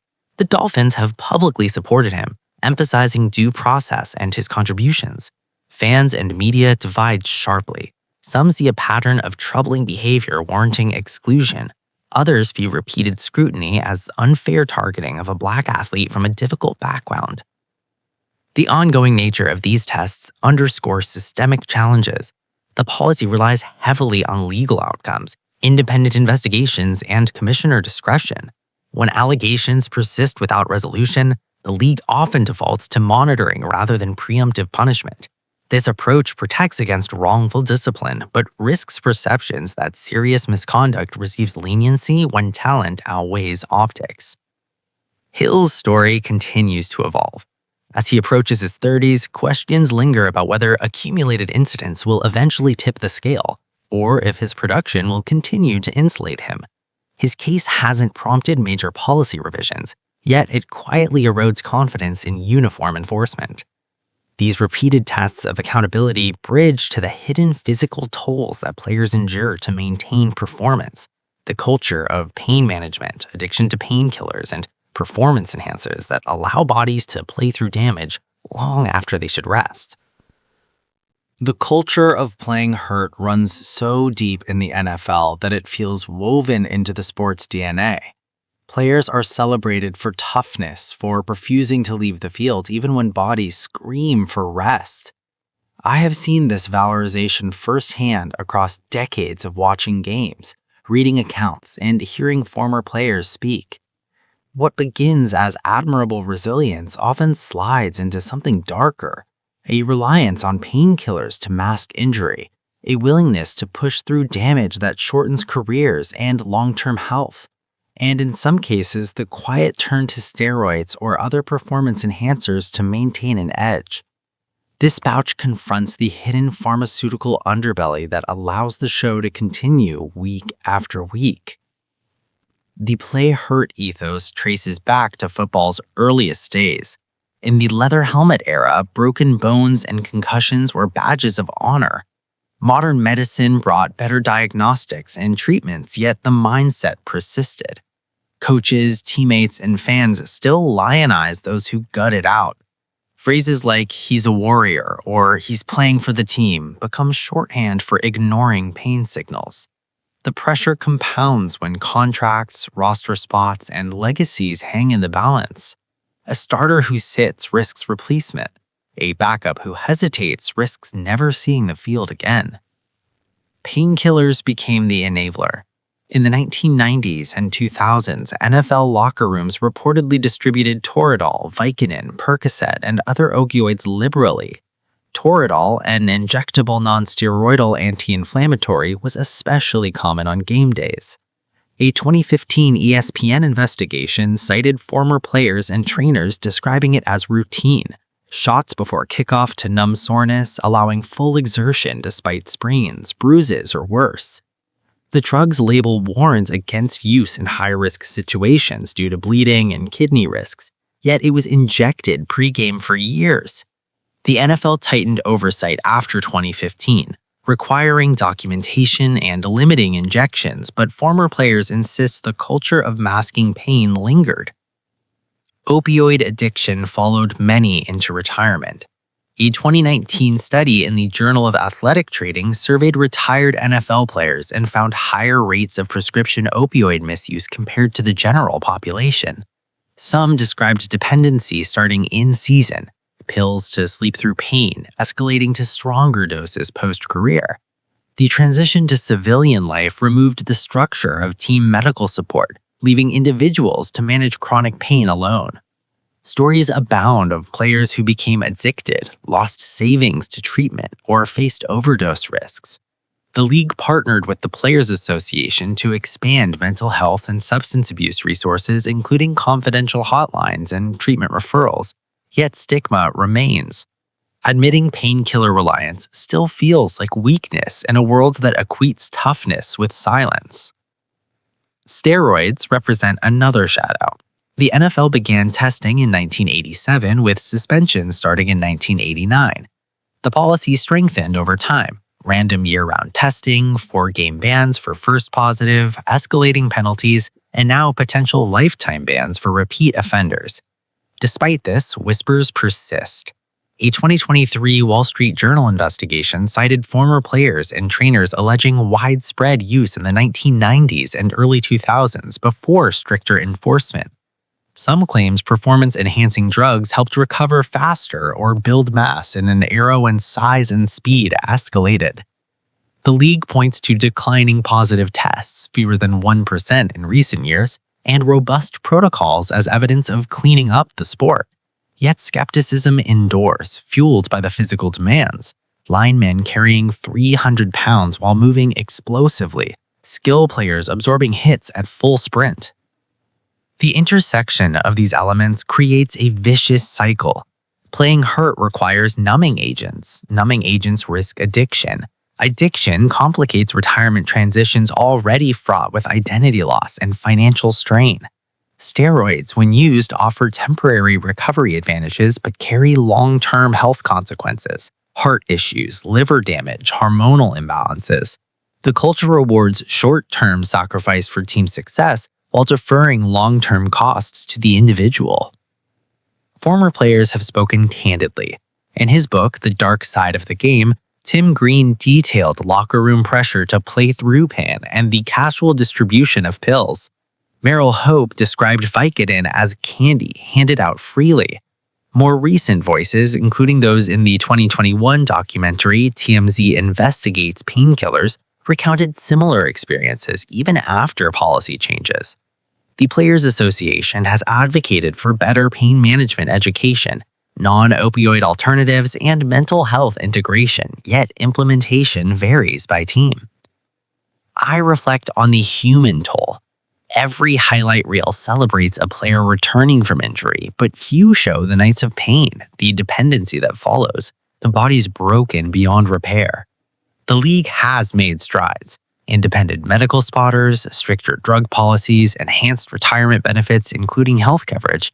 Yet the fundamental tension remains. The game demands extraordinary physical commitment.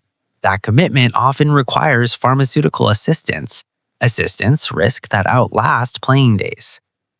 This culture of endurance at all costs ties directly to the mental health stigma that compounds physical wear.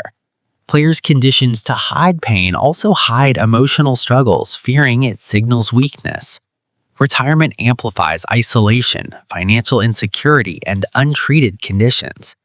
The next chapter explores how these intertwined pressures manifest in post-career life, where the hits stop, but the consequences endure.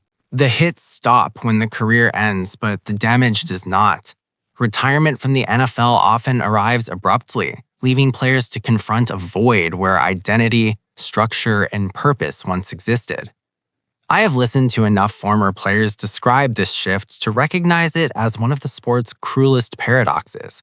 The same hypermasculine culture that demands invincibility on the field fosters silence about vulnerability off it.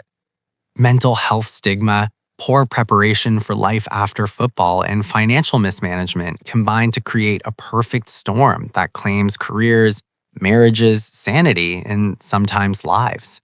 Mental health struggles in the NFL remain heavily stigmatized. The league's ethos equates toughness with emotional suppression. Admitting depression, anxiety, or trauma signals weakness in an environment where weakness gets replaced. Players absorb thousands of subconcussive impacts, yet many fear linking mood disorders or impulsivity to CTE because diagnosis requires death. The result is isolation. A 2021 study published in JAMA Network Open surveyed nearly 4,000 retired NFL players and found 35% reported moderate to severe depression, far exceeding general population rates. Suicidal ideation appeared in nearly 10%. The fear of being labeled fragile keeps many from seeking help during active careers. Post-retirement, the stigma persists. Therapy or medication can feel like surrender to a world that once rewarded stoicism. The transition itself amplifies the crisis. Football provides regimented days, meetings, practice, travel, games. Retirement strips that away overnight. Identity fuses with the jersey. Without it, many struggle to redefine themselves as husbands, fathers, or professionals. A Harvard football player's health study tracking thousands of alumni found elevated rates of cognitive impairment, chronic pain, and mood disorders among those who retired young or abruptly. The loss of adrenaline, camaraderie, and public adoration triggers what some call an identity crisis. Former players describe restlessness, irritability, and purposelessness. Without intervention, these feelings spiral into substance abuse, strained relationships, or worse. Financial ruin compounds the psychological toll. Despite average careers lasting under 4 years and median earnings modest compared to headlines, many players enter retirement broke or in debt. A 2015 Sports Illustrated report estimated 60% of former NFL players face financial distress within 2 years of retirement, and 78% within 5 years. Causes include poor financial literacy, lavish spending during peak earning years, bad investments, predatory advisors, and family pressures. High-profile bankruptcies, Antoine Walker, who lost $110 million, Warren Sapp, who filed after owing millions in back taxes, highlight the pattern. Even those with substantial contracts often lack long-term planning. The NFL Players Association offers financial education programs, but uptake remains inconsistent. Many players, especially from disadvantaged backgrounds, view sudden wealth as a chance to support extended families, leading to unsustainable giving. The intersection of these factors proves lethal in some cases. CTE-related symptoms, depression, aggression, paranoia, interact with isolation and financial stress to elevate suicide risk. The spike in player suicides after 2011, when CTE awareness intensified, reflects this deadly convergence. Families report loved ones withdrawing, refusing help, convinced their struggles stem from weakness rather than injury. The league expanded mental health resources through the Total Wellness program, including confidential counseling, peer support, and crisis intervention. Yet access barriers remain: fear of career repercussions during play, stigma in retirement, and uneven implementation across teams. I reflect on the human stories that bring these statistics to life. Junior CL rasped depression behind relentless play. His suicide left questions unanswered. Dave Duerson's note requesting brain studies spoke of awareness amid despair. More recent losses, players in their 30s and 40s ending their lives, often involve notes citing brain fog, memory loss, or hopelessness. Financial collapse adds another layer. Men who once commanded stadiums now face eviction, foreclosure, or reliance on family. The contrast is stark. The game glorifies sacrifice. Retirement reveals the cost when sacrifice leaves nothing behind. The NFL has taken steps. Mandatory financial planning sessions for rookies, expanded health benefits through age 65 for vested players, and partnerships with mental health organizations aim to bridge gaps. The Players Association pushes for better transition programs, including career counseling and business education. Yet systemic change lacks. The short average career, 3.3 years, limits earnings for most. The culture that celebrates playing hurt discourages early retirement for health reasons. Mental health conversations grow louder, but stigma endures in locker rooms where vulnerability still risks ridicule. These intertwined burdens, mental silence, abrupt identity loss, and financial freefall form the quiet aftermath of a career built on collision. They explain why some never fully leave the game behind, haunted by what it took and what it left undone. As we approach the final reflections on this journey, the unresolved threads of reform, ongoing tragedies, and the league's evolving response demand one last examination of where the NFL stands today and what future shadows may still emerge. The story of the NFL's dark side does not end with any single settlement, suspension, or policy revision. It continues in the lives still affected, the tragedies still unfolding, and the questions that refuse to be fully answered even as the league declares progress. I look at the period from 2020 onward and see both meaningful evolution and stubborn persistence. Reforms have accelerated, awareness has deepened, yet the human cost keeps mounting in ways that challenge every claim of resolution. Post-2020 brought intensified scrutiny of mental health and suicide. The Harvard Football Players' Health Study, expanded through 2023 and 2024 publications, confirmed earlier trends. Former NFL players who retired after 2011 showed suicide rates 2.6 times higher than comparable athletes in baseball and basketball. The gap widened in the 2020s. Between 2020 and 2025, at least 22 former players under 50 died by suicide or in circumstances strongly suggesting mental health crises tied to brain trauma. Families increasingly point to CTE symptoms, severe depression, paranoia, memory failure, explosive anger as contributing factors.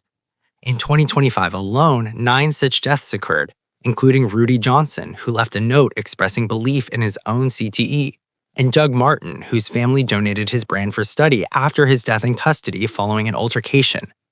These losses echo earlier waves but arrive amid greater public knowledge, making the pain feel more preventable yet still unrelenting. League reforms gained momentum.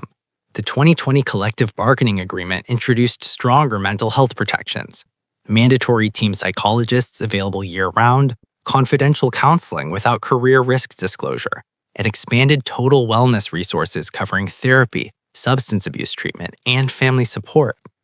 The NFL and Players Association launched Player Care Foundation initiatives targeting transition challenges, including financial literacy, career counseling, and post-career health monitoring.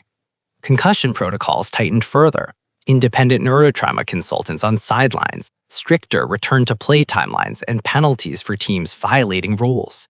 Helmet technology advanced with models designed to reduce rotational forces, and the league funded millions in research grants through the Head Health Tech program and partnerships with Boston University and others. Yet the unresolved questions loom large. CTE diagnosis remains post-mortem only. Projects like Diagnose CTE2, ongoing into 2026, aim to identify biomarkers in living players, blood tests, MRIs, eye tracking, but no reliable in vivo method exists yet. Without it, players live in limbo. Symptoms appear, fear grows, but confirmation waits until death. The concussion settlement continues paying out, over $1.8 billion approved by late 2025, but administrative hurdles persist. Denials based on insufficient proof of functional impairment or disputed diagnoses frustrate families. Some claims take years to resolve, adding stress to already vulnerable retirees. Conduct policy enforcement remains inconsistent. High-profile cases after Watson, allegations against multiple players, including repeated domestic incidents or substance issues, often end in short suspensions, fines, or monitoring rather than career-ending bans. The 6-game baseline exists, but mitigating factors, legal outcomes, and cooperation frequently reduce penalties. Critics argue the system still bends toward talent preservation. The league points to increased education, mandatory training on boundaries and consent, and a culture shift toward accountability. Progress shows in fewer extreme scandals, yet public trust erodes when patterns repeat without decisive intervention. On-field safety improvements show results in some metrics. Reported concussions dropped roughly 20% from 2015 peaks after rule changes and helmet standards. Yet subconcussive impacts, the thousands of routine hits, remain inherent. Long-term data will take decades to assess whether reforms meaningfully reduce neurodegeneration rates. Youth football participation declined sharply post-2010's awareness campaigns, raising questions about the sport's future talent pipeline and whether the professional game can sustain itself if head trauma fears to deter young athletes. Financial and transition support expanded, but gaps persist. The average career remains short. Most players never reach vesting thresholds for full benefits. Retirement planning programs reach more rookies, yet stories of bankruptcy and desperation continue. Mental health conversations have normalized somewhat. Players like Brandon Marshall, Solomon Thomas, and others speak openly, but locker room culture still discourages vulnerability during active years. I reflect on the journey this documentary has traced. From the origins of violence in early football to CTE's first confirmed cases, landmark tragedies, lawsuits, conduct reckonings, cheating scandals, addiction shadows, and retirement crises, the pattern emerges clearly. A sport of extraordinary spectacle built on extraordinary sacrifice. The shield protects the brand, yet it cannot shield every player from the toll. The story continues, written in lives still lived, brains still studied, and questions still waiting for answers that may never fully come.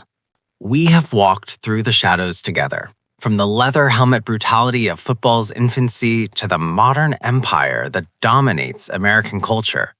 We have examined the brains eroded by Tao, the lives ended too soon, the scandals that tested morality, the policies rewritten in crisis, and the quiet devastation that follows when the uniform comes off. This journey was never about dismantling the game millions love. It was about facing it honestly, the triumph inseparable from tragedy, the glory inseparable from cost. The NFL stands as a $20 billion colossus, a Sunday ritual, a source of communal joy and escape. Yet every highlight reel carries an unseen ledger. Mike Webster wandering streets, Junior Seau's final note, Aaron Hernandez's severe CTE at 27, Ray Rice's career extinguished, Adrian Peterson's cultural clash, Bountygate's perverse incentives, Spygate and Deflategate's integrity wounds, Watson's 11 games, Hill's repeated scrutiny, painkillers numbing bodies that later betray them, retirement stripping identity and stability, suicides that spike when awareness rises rather than falls. These are not footnotes. They are the human price paid for the spectacle. Reform has been real.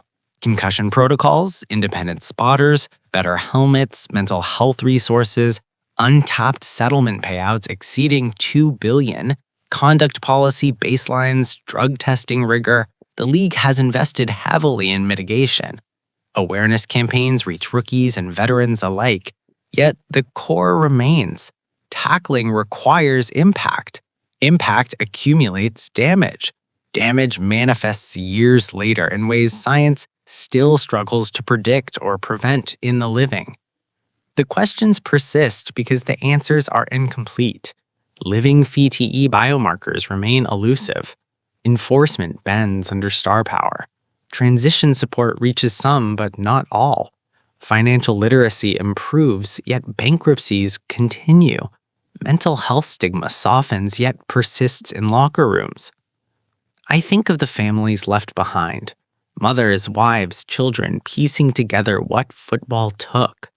Notes urging brain study, pleas for understanding, grief compounded by public scrutiny. I think of the players who speak out now, those who link their struggles to the game, those who seek help despite fear. Their courage chips away at silence. I think of the next generation, youth participation declining as parents weigh risks, colleges facing lawsuits, the pipeline potentially narrowing. The sport evolves or it contracts. The legacy is dual. The NFL gave us moments of transcendence, impossible catches, game-winning drives, underdog triumphs that bind communities and inspire. It also extracted a toll measured in lost minds, broken families, shortened lives. Acknowledging both does not diminish the former, it honors the latter. True respect for the game demands protecting those who play it, not just celebrating what they produce. As the lights dim on another season, the roar fades once more.